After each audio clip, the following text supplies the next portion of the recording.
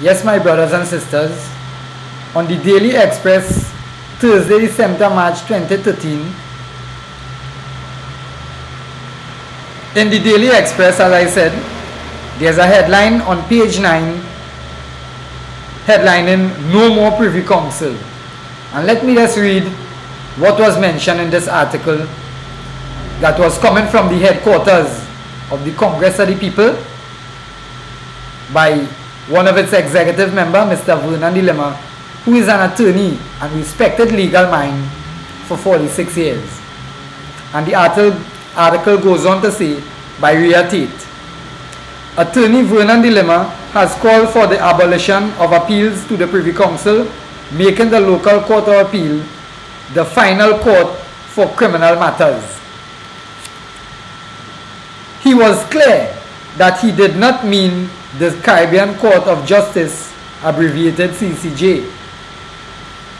He also called for the abolition of all recourse to international human rights institutions so that we can impose the death penalty, which is the law of Trinidad and Tobago. Dilemma, who received applause for his statement, was speaking at the National Consultation on Constitutional Reform at the Himalaya Club, Barataria, on Tuesday night. Dilemma was asked by Justice Sebastian Ventor whether he was asking if the Court of Appeal would be the final court for criminal matters. Indomitably, Dilemma replied, "The CCJ, you then rejected outright?"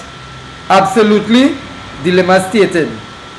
However, at least one member of the audience disagreed with the proposal to reject the CCJ. Dilemma, who has been a criminal lawyer for 46 years, said the situation with crime was so outrageous that it would hold a position of preeminence in the discussion on constitutional reform. He said he felt strongly, very strongly, on the issue of crime, particularly murder. Dilemma said, from 1970 to now, crime had grown into an uncontrollable monster, and the criminals now seem to be in charge of Trinidad and Tobago.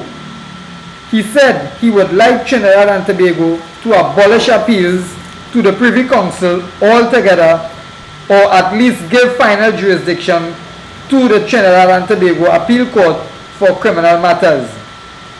Things have changed drastically, and it is either we have confidence in our independent status or we do not. He said there were good judges and good people in this country, but they have been ridden over by the criminals.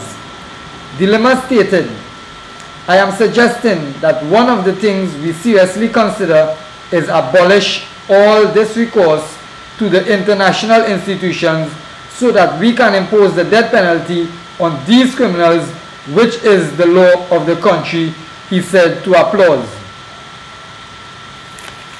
Now, my brothers and sisters, this is a very frightening piece of development on the part of Vernon Dilemma and the people who is applauding this. Now, as I mentioned, that this is a nation that deals and stands for the respect for human rights and the respect for the rule of law. Now, there's a special reason why we have these nations outside as our jurisdictions for appeals in human rights matters. Now, brothers and sisters, this statement that Mr. Vernon Dilemma is making, that we have all these top-of-the-line judges and all these good judges who have been ridden over by criminals, they have to remember that these same people in the judiciary had been making decisions, questionable decisions in murder cases and other cases. For example, the Takobojam murder trial. Let me indicate to you all that that is the case that tested the judicial system in Trinidad and Tobago. Now, my brothers and sisters, if you can see, there are certain matters where the state call for the services of Queen's Counsels who are situated in England for they to come down here to prosecuting matters or some other nature. But the idea is that they always seek outside legal advice. Now, my brothers and sisters, there's a bunch of politicians out here who is bloodthirsty and they grieve for power and they will do anything to hold on to power. They have all the money. It have people in government right now who have money in accounts and the interest that is generating, they don't even have to work a next day in this lifetime. But yet still, they have been persistent in holding and grabbing onto power. Now, my brothers and sisters, we have to be very careful and take things very seriously where these people is concerned. Now, in constitutional reform, I will please ask and advise that the authorities who is proposing and promoting this debate to please take into consideration the Human Rights Act of 1998. This is an act that the English citizens has been given a right and a final court of appeal where matters of a human right nature is concerned. Now, this development on the part of England shows a clear light of transparent democracy and the respect for rule of law, in that they had given their citizens an outside jurisdiction. So it means to say that if the House of Lords, which is the highest court of appeal, is to make a decision in a matter that is of a human rights nature, and this decision was biased or anything of that nature, or is to fall in question, these citizens have the right to carry their matter before a court named the Strasbourg Court, Human Rights Court in Strasbourg, France. Now, in that act, my brothers and sisters, there are 47 European nations which is signatory to this. I may not call the 47 nations right now, but you all can do a search. But let me just bring the highlight of this to you. In these nations that are signatory to this, their crime rate are extremely high. Their murder rates are also extremely high. And not only their murder rate, in Trinidad here, the murders that these people sensationalizing and trying to make it look like crime out of control, they must remember that this is urban warfare that was caused on the actions of government who had given certain political elements and elements of criminal nature. They has given them lucrative contracts, and with these lucrative contracts it was able to assist these elements in promoting gang warfare. And today, my brothers and sisters, that gang warfare has blown out of control. And today I had mentioned this in a crime conference in the University of the West Indies a couple years ago, that the actions of these political elements is what created that monster in Laventille. And regardless of what you do or what you give them, it is not going to stop. It is just going to slow it down, because the damages that have been done as a result of these political elements, there is revenge that people will be seeking. Okay, so my brothers and sisters, please reconsider constitutional reform. And as I had told you, that it is a very sensitive debate that we all as citizens must sit down and discuss with our children, with our loved ones, with our friends, with our relatives, with our people, with us. Who is we? We are a nation. Okay? So my brothers and sisters, let me go on to the second address, which is the Section 34 fiasco. Now, my brothers and sisters, in this nation, if you go back in the history of our political landscape, you are going to see that this nation had attorney generals from the time we became independent till this day. And to the knowledge of the citizen, the attorney general portfolio is that he handles all legal matters involving the state. Now, my brothers and sisters, Section 34 is a classical example of this. Now, in Section 34, it is alleged that Hubert Volney had carried his bill for assentation. Well, let me use the word for the man in the street to understand. He carried this bill to the president for him to sign it to bring it into law. Okay? Right. Now, remember that our president has a yes man rule. Right? He has no power where this is concerned to question the validity, to question anything that he may see of a nature that may need questioning, or anything that may be of a nature that is not supposed to be in law. Okay? Now, Kamala Prasad, the assessor, do all what she had done, and you know what was the outcome? She fired Hubert Volney. Now, Anand Ramlogan is claiming and pulling aside from that issue, but he has to remember that he is the Attorney General and all legislations must pass through him. And let me ask this question. So if that legislation did not pass through the Attorney General, whose signature was on that document, or whose signature is authorized to be on that document for assentation, for the president to sign? You know what the Attorney General done, my brothers and sisters? He had claimed that he has no knowledge in criminal law, but yet still he was instrumental in piloting the anti-gang legislation. Now, my brothers and sisters, in the anti-gang legislation, apparently the Attorney General don't even have any knowledge on public law, in that he had reached to the extent in that act, which is the anti-gang legislation, that a man is deemed to be guilty until proven innocent.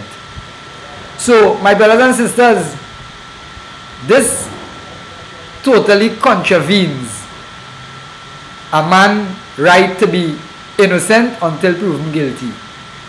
So, therefore, my brothers and sisters, I want you as a nation, you as taxpayers, you who is being addressed as public servants, who pays thousands of dollars in tax to upkeep this nation and maintain it and pay these people. So you telling me that you going through all that blood and sweat, right? All that hard work to upkeep this nation, right? And to pay political people and to pay all who, right?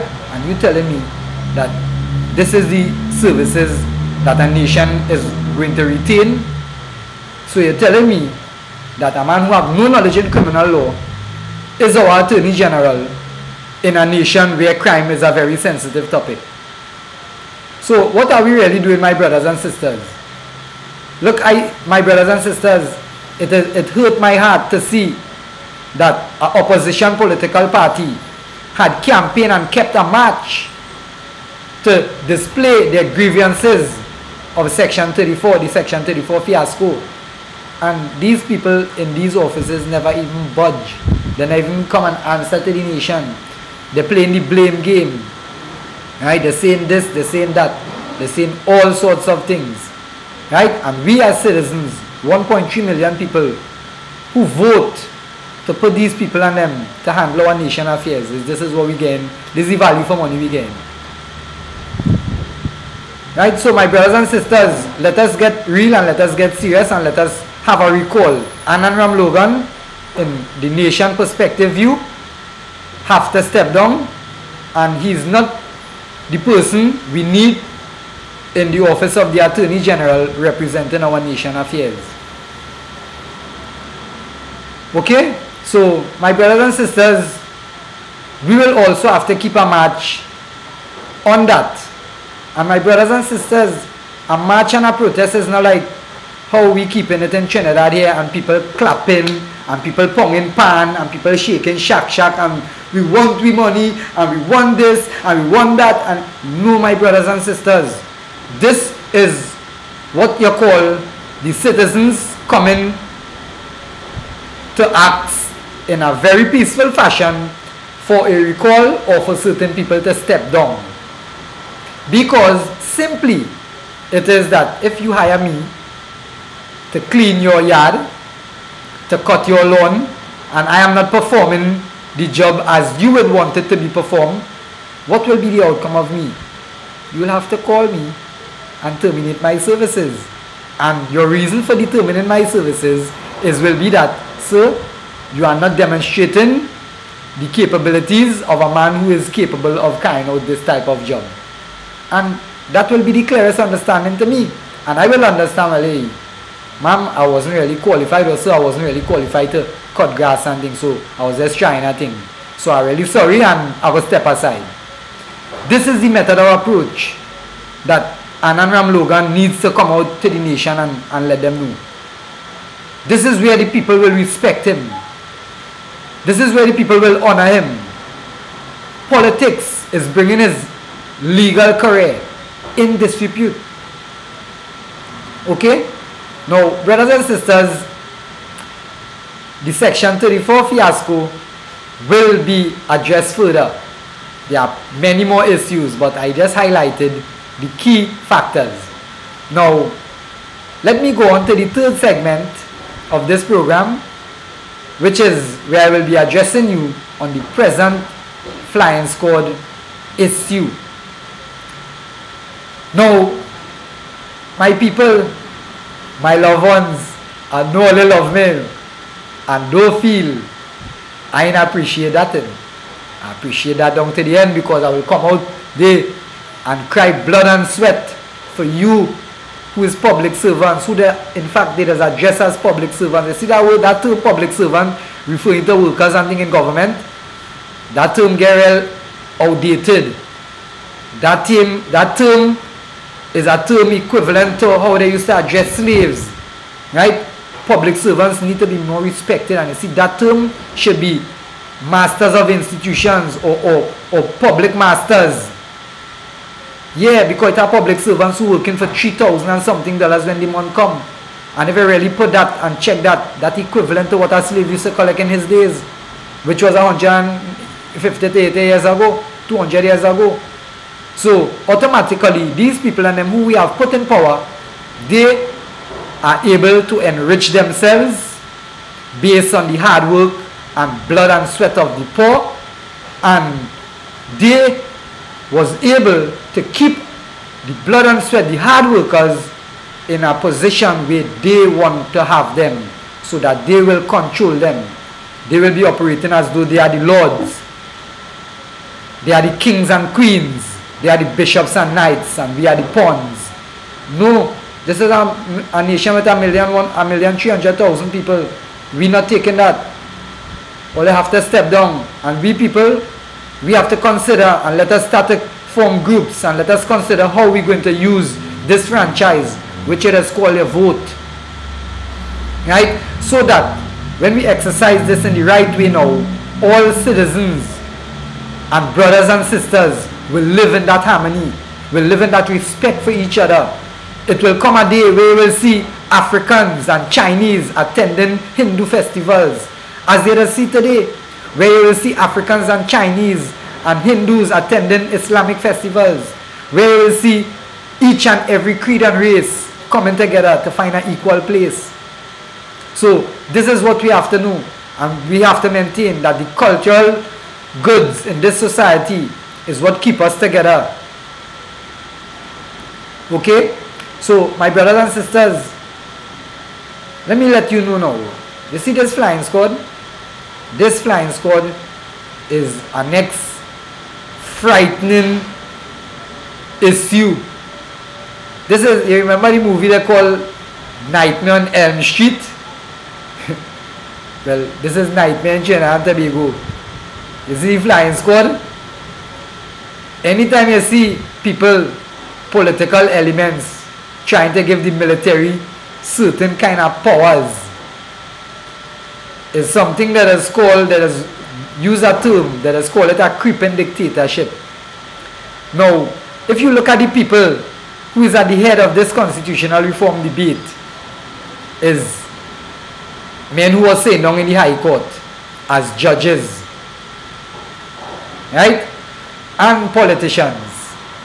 Now, I can assure you that this flying squad issue is one that brings the grounds, and I mean solid grounds, to have the head of the Ministry of National Security, the National Security Council, which is Kamala Prasad-Bissessar, the Minister of National Security, which is Mr. Jack Warner, and the Commissioner of Police, which is Acting Commissioner of Police, which is Stephen Williams. They is 3 people in line to step out of where they are. You know why?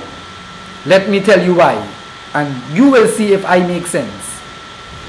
Now, my brothers, my sisters, my children, now this is an intelligence operation taking place on the corner of Piaco, the road to enter the airport, right? So this is an operation taking place by an ex-member of an elite unit in the police service, namely the flying squad. Now, that flying squad was abolished in the days because of their autocratic styling, and they were a unit who had been accused of numerous corrupt activities. Nevertheless, my brothers and sisters, now this is an operation, whether you call it the flying squad, whether you call it the stupid man squad, whether you call it the PP squad, or you call it Jack Warner squad, or name it a squad, the Trinidad and Tobago squad, right?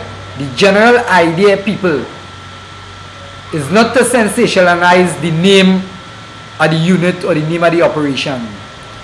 It is the whole issue of an intelligence operation is being carried out in a nation, and it has breached the intelligence of national security, of the Commissioner of Police, and of the head of the National Security Council.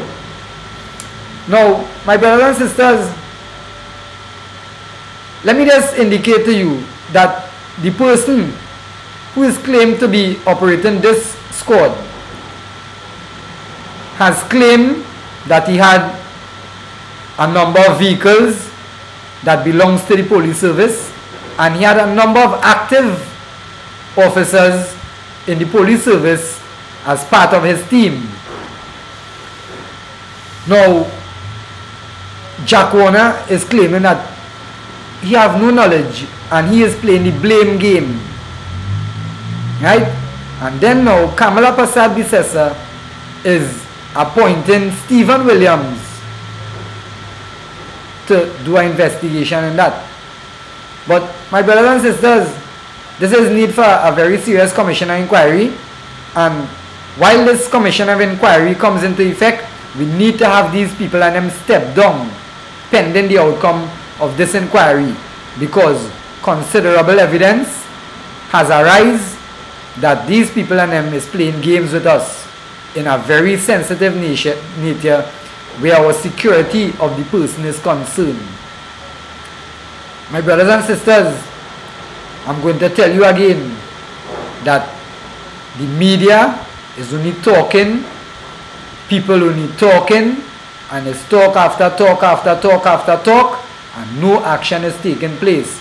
And time is going, and these people are still at the helm of our very important institutions.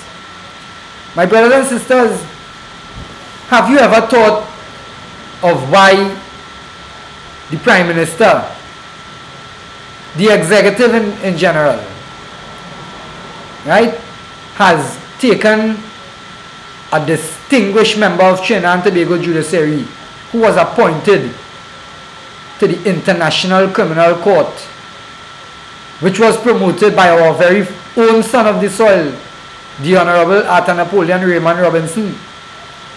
So you're saying that you take this man out of the Privy Council, out of the ICC, in front of everybody, and tell the nation that is who you want, that is who you put in to be our president.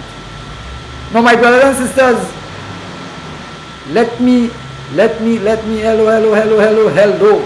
You see, Mr. Kamuna is a distinguished and legal mind, a man high in integrity, and a man who is deserving of such posts. And he is going to bring a big change to us in this nation. But the question is, why has you taken a man with such caliber from the International Criminal Court and appoint him to be our president? Now, my brother, as distinguished as you may be, no man is perfect, and every man is entitled to fall or is entitled to mistake. Right? Now, brothers and sisters,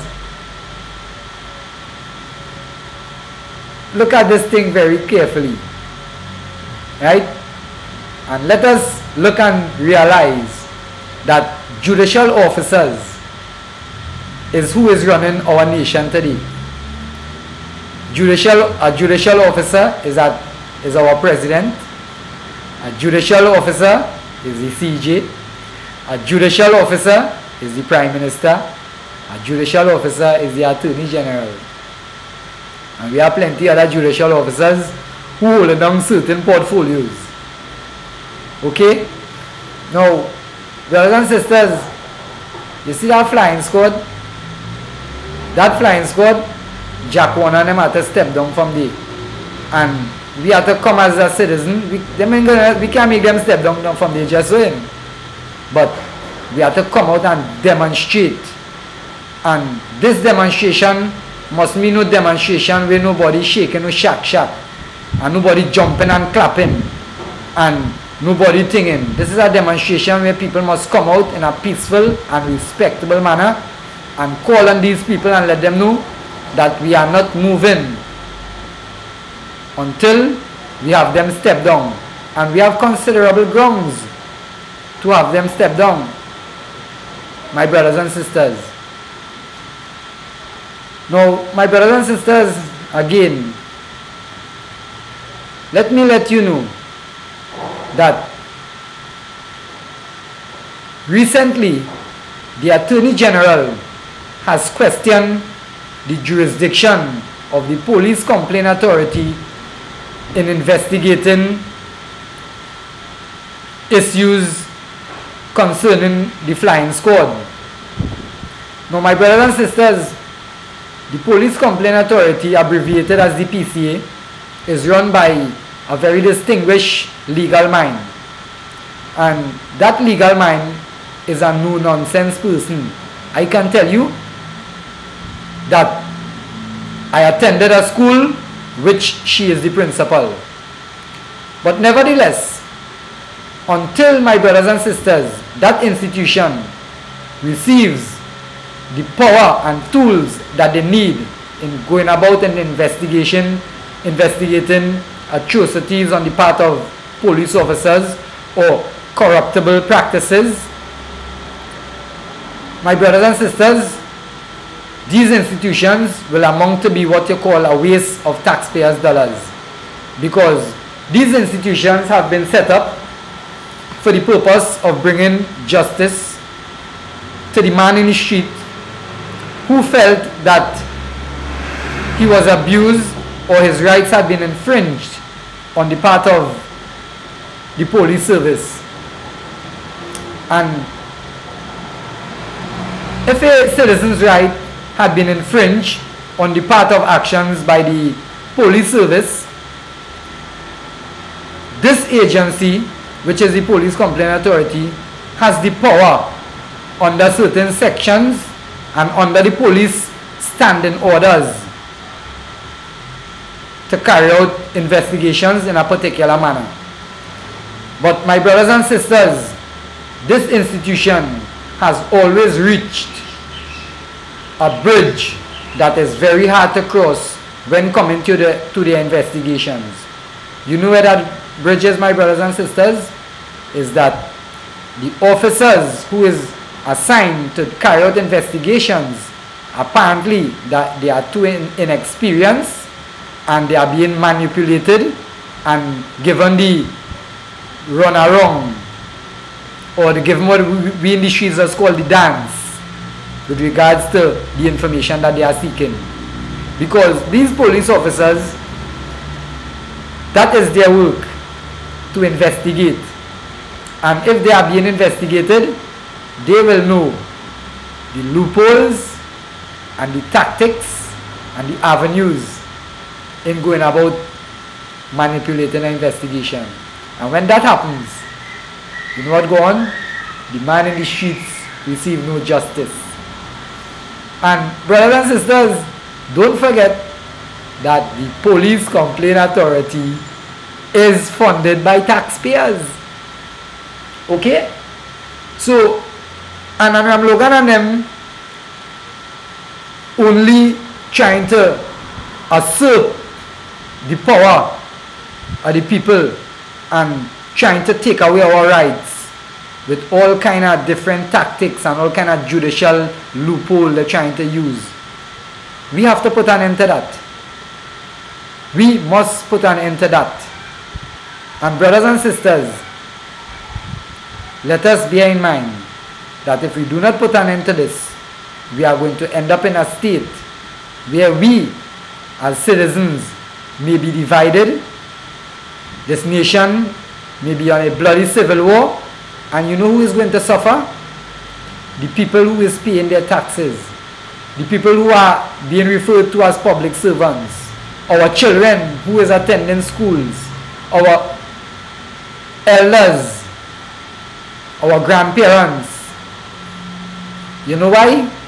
We may not be able to meet the requirements and finances to go abroad or to escape from this bloody onslaught. These people and them who we are giving our money, paying our taxes and paying them, they are the people that is going to secure themselves with the help of our tax-paying dollars. So we have to put an end to that. We must put an end to that. My brothers and sisters, let me indicate to all you trade unions and all you people who represent and who fight for workers' rights, you all are masters. You all are what I call true fighters. And the people is the people who know you all are true fighters. You know why? Because in this 21st century, you all is the people who seeking to elevate the lifestyles of people. You all are the people who is willing to make sure that people, children get proper education. They get proper benefits. They get what they are deserving of. They get what is required. Excuse me. And they get what they are entitled to. So, let me end this segment here. And I will continue Eyes on the Nation at a future address. So let me just say, my brothers and sisters, that I love you all, I respect you all, I know you all love and respect me, and if my voice is one voice, please, brothers and sisters, you have the power to let it echo by many. Remember this quote, the voice of the people is the voice of God. Likewise, the eyes on a nation is the eyes of the people. And if we see this kind of behavior taking place in the country, we are the part to stop it. Right? I don't want to come out and speak too much of big, high caliber English from in the legal land, in the legal scape, or from in, you know what I'm saying? Where these big words coming from law books and these kind of things. So I always try my best to make sure that when I'm speaking, I speak to one and all. I speak to the children of this nation, the elders of this nation, my brothers and sisters and people of this nation. And I speak to every creed and race. Again, I must mention it, that we are one blood. When you work and you cry tears, it's the same color tears as mine. The sweat is the same color sweat. And the cut blood is the same color blood. And if you go in the hospital and you need a pint of blood, you don't know who that coming from. It coming from the Chinese man who is a citizen of this country. It coming from the Indian man who is a citizen of this country.